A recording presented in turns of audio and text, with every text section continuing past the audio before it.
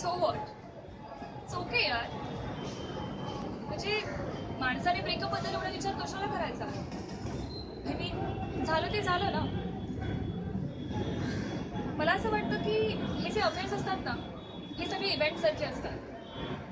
जोपर्यंत चालू आहे तोपर्यंत मस्त एन्जॉय करायचं, पण एकदा का संपले किंवा हव्या असेल त्या मेमरी स्टोर करायच्या, पण नको असतील तर मग डिलीट. आजकाल हे सगळं असंच चालतं. पण मी मात्र ठरवलं होतं की ज्या वयात जे करायला हवं त्या वयात ते करायचं. शाळेत खेळले, कॉलेजमध्ये भरपूर अफेअर्स केली, आणि आता संसार. ॲक्च्युली मी सगळं फ्रँकली ह्यासाठी बोलतेय कारण नंतर कदाचित मला हे बोलता येणार नाही. नंतर म्हणजे लग्नानंतर, त्यातून अरेंज मॅरेज.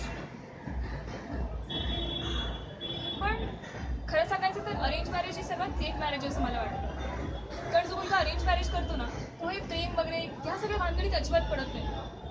त्यामुळे एक्स्ट्रा मॅरिटल अफेअरचा तर प्रश्नच उरत नाही. बरं, यातून मुलगा डॉक्टर किंवा इंजिनियर असेल तर अजूनच प्रश्न मिटला. कारण एकदा का मुलगा घराबाहेर पडला की मग त्याचं पूर्ण फोकस, त्याचं पूर्ण कॉन्सन्ट्रेशन फक्त करिअरकडे असतं. मग आपण आणि आपलं घर, कोणाचीही लुडबुड नाही मध्ये. मी पण असा एक शोधला मॅट्रिमोनियल साईटवर. काय ना काय खूप श्रीमंत आहे आणि महत्त्वाचं म्हणजे खूप बिझी असतं. एक काम कर,